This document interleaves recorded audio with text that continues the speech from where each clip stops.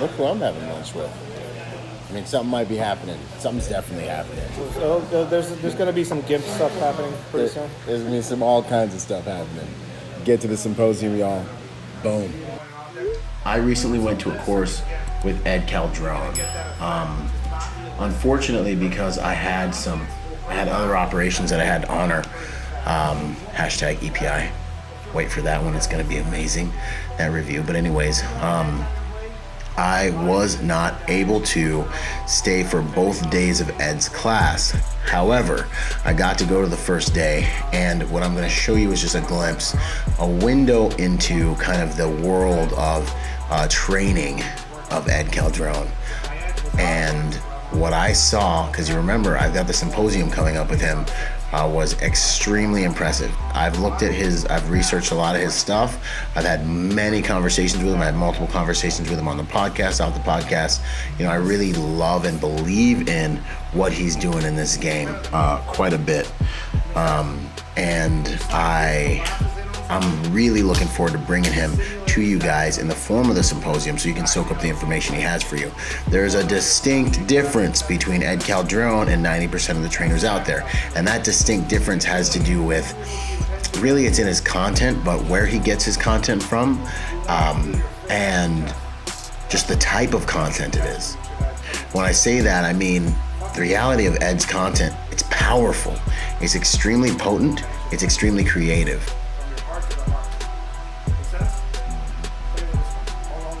Boxing. Mexican boxing has some things to it, specifically when you learn it in Tijuana. It's just nasty shit, right? They have shit like a pull-up and guard. One is very specifically Tijuana related. Sucks ass, and it sucks because that should be allowed and isn't. But you always want to, when the referee is like somewhere here, that's when you put that shit on. They're like whining for them to do it. You put that shit on, right? Don't do that. It's horrible. Another thing I learned is foot trapping.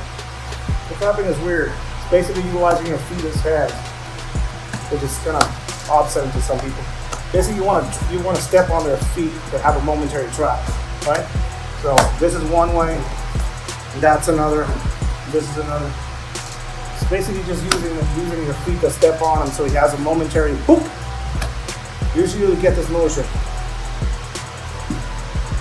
Come back. It's exactly what you want if you have pointed objects. Pressing forward, come back. What I liked about, and I'm not even, this is everyone's content's power, but wait for it, y'all. I'm getting there, right? His content teaches you a way. When I say a way, I don't mean just tactics. It teaches you a way of thinking, a way of being, a way of essentially becoming more dangerous, which is what I loved about the time I spent with him. I would say if there's one course that I have taken so far this year that has made me a more dangerous human being all around, it would be Ed Calderon's course. And I only was there for the first day. And I say that because it taught me how to think in a very dangerously creative way. Grab on both hands. Life or death. Usually if you focus on that weapon, it's big thing. You know, some people go into baseball bat and swing that thing around. The more outstretched the attack is, anybody really skilled will really work his arm with that. So do that arm.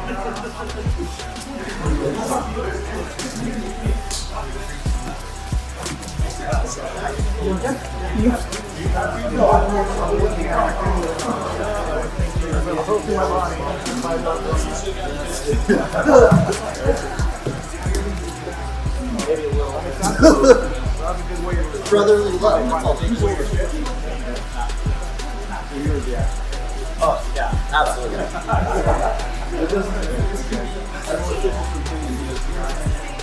That's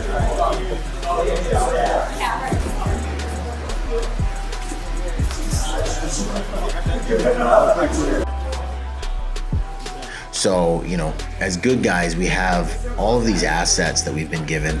We have the moral high ground, we have permits, we have clearances, we have licenses. It was like the difference between going to Marine Corps boot camp, SOI, School of Infantry, and learning how to conventionally fight, and then going and spending some time with guerrillas and learning how to really destroy a gigantic military force with sticks and stones.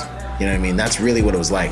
And I love what he said during the course. He was talking about how sometimes he has people ask him like, hey, Ed, this is pretty potent stuff and it's pretty dangerous stuff. What if the bad guys get a hold of this? I got this stuff from the bad guys. like the bad guys is where we're learning these TTPs. We're learning these tactics from the bad guys. You know what I mean? It's the difference between us training and trying to be PC as good guys and people having stress cards that they can hold up in boot camp and us being really worried about everyone's feelings and ISIS teaching their fighters how to stab someone to death on living human tissue. There's a disparity of reality in those training tactics. And I'm not saying we should be practicing how to kill people with, like the samurais did, by actually chopping people to pieces, or even the enemies to pieces. I'm not saying that, but I'm saying that there's a reality and a brutality to combat that I believe much of PC good guy training is missing. Now, I'm not the overlord psychotherapist who's running these programs, and so I'm not going to comment on whether or not that's necessarily a good thing or bad thing long range for the psychology of our fighters. But I will say that I believe the more realistic the training's going to be, the more high quality the training's going to be, and the better the opportunity for your brain to be able to write some high quality programs to really help you efficiently and effectively navigate the violence that you may be faced with on the job. Okay, I loved that Ed's program and the one day I spent with him, it really gave you a taste of violence. And it's something I've seen in the field with guys that I've gone into combat with, is that they really don't have any bearing. The violence of action necessary to get through a combative engagement is something that you almost have to experience. Most humans are not capable of achieving a level of violence beyond what they've been exposed to. This is why on Instagram, I show real world violence. Real world violent encounters. I want you to get miniature. I want you to get micro traumas that help you understand what real world violence really is, looks like, feels like, and get away from this Hollywood entertainment explanation that they have for like, this is what it's like, and you punch and I kick, and we do this really cool kata dance and I beat you up with a newspaper. This is the stuff you see in Hollywood is beyond ridiculous. The more you understand violence, the harder it is to stomach that stuff. But the reality of the brutality of what it can take to be a good guy and save your family is something I saw in Ed Calderon's course, and that really meant a lot to me, because I do understand, because I was in a foreign country fighting in a war when I was 18 and 19 and 20, on multiple occasions. So, I look in people's eyes who are training, and a lot of times I don't see it. Reference 12 Strong, Killer Eyes. Anyways, but I really appreciated that. The course taught you how to think, not necessarily in a nefarious way, but in a way that is like, you can drop me off anywhere in the world and I can make improvised weapons, and I can understand a thing or two about surveillance detection, and I can navigate my environment more efficiently and more effectively as a good guy. I can spot a Tijuana zebra, or I can leverage a local asset to spot a Tijuana zebra. You'll have to go to the course to understand what that's about. I know how to commandeer local assets. I know how to, maybe gain some rapport with someone, so that if something is, amiss in my environment, I now have a canary in the coal mine. That's what I loved about the doctrine I saw coming from Ed. And the reality of the game is, we're getting this from efficient, effective fighters, even in the dark side. Every tactic is a tool, and every tool can be used positively or negatively. So why wouldn't we want to learn how to use as many tools as possible? Loved it. Boom. Also, so we did an improvised weapon portion, and we took a look at some blade weapon tactics, and I really loved how he set that stuff up. It was aggressive. It was brutal. It was not pretty. It was in keeping with the rules of combat, meaning there are no rules of combat.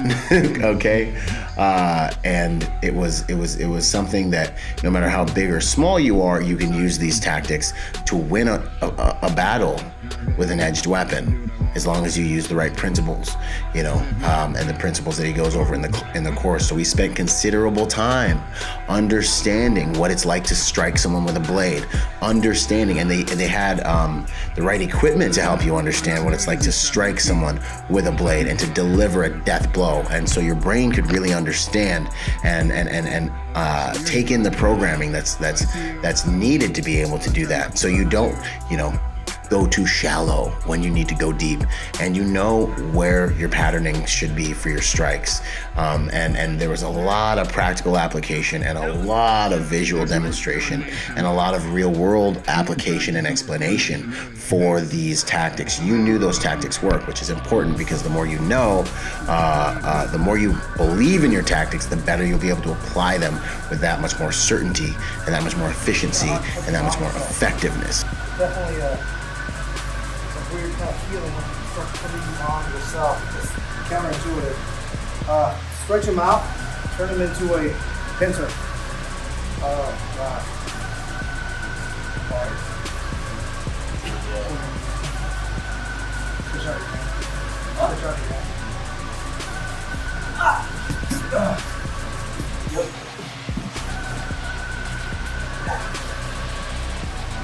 Use it as a pincer. That makes sense? Weird way to use it.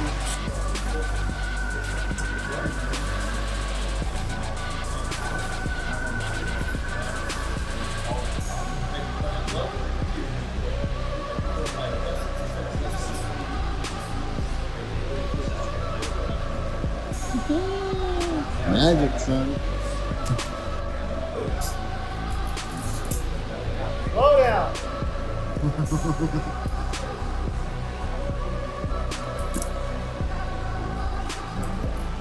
So everything that I saw from Ed was extremely important. Ed Calderon's course is a course that I personally would send my daughter and my wife to if I was a family man. It is a course that all civilians, I believe, really should take a serious look at. I don't care about your feelings. I care about you and your family understanding what it takes to not be hunted, to hard target, and to survive if you are targeted. That's what I care about, and that's why I'm making this video about Ed and his stuff. Also, law enforcement officers, you know, there's a lot about the tactics in that course that it would really help you to understand. You learn that you can't ever assume that your suspect is still in handcuffs. You learn how easy it is to defeat multiple different types of human retention or you know, devices that we use to bind humans and take control of their bodies and put them in custody.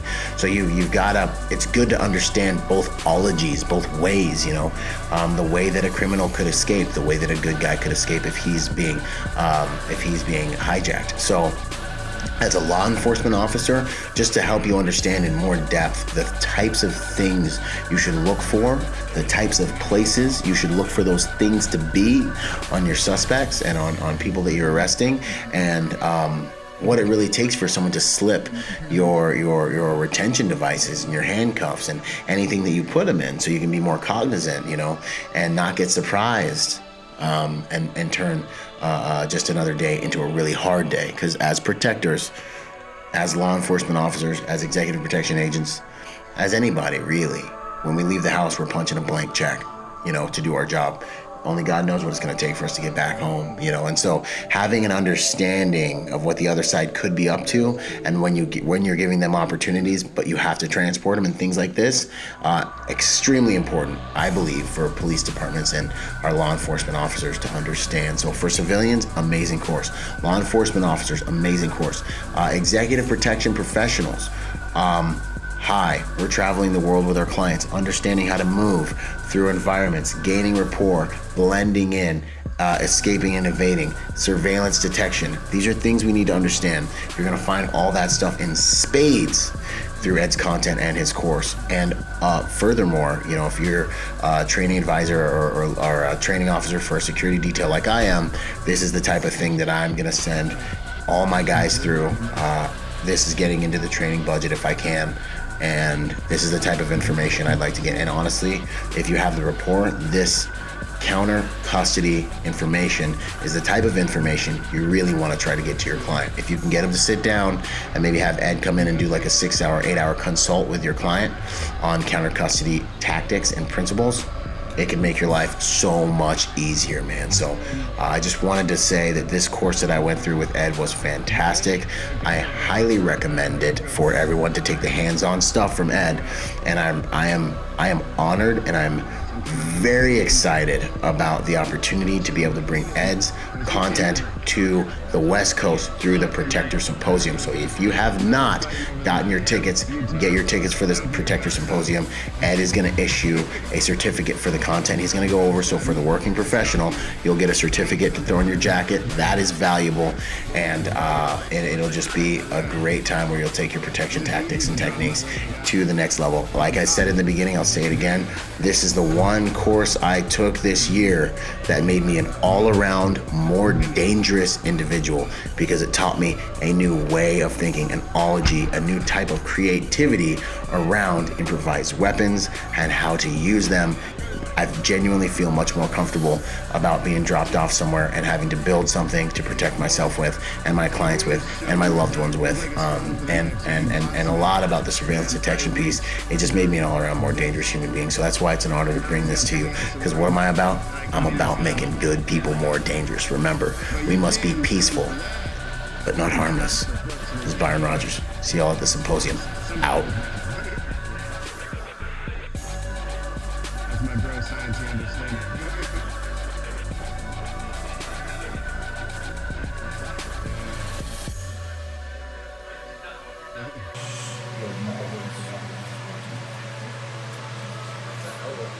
Why not probably pick him up, right, or something.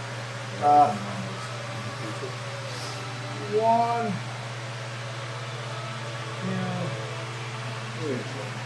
Want to keep you close. Like if you want to, some people are throwing bottles or some shit, you want to keep close for some reason, that's a good way. That make sense?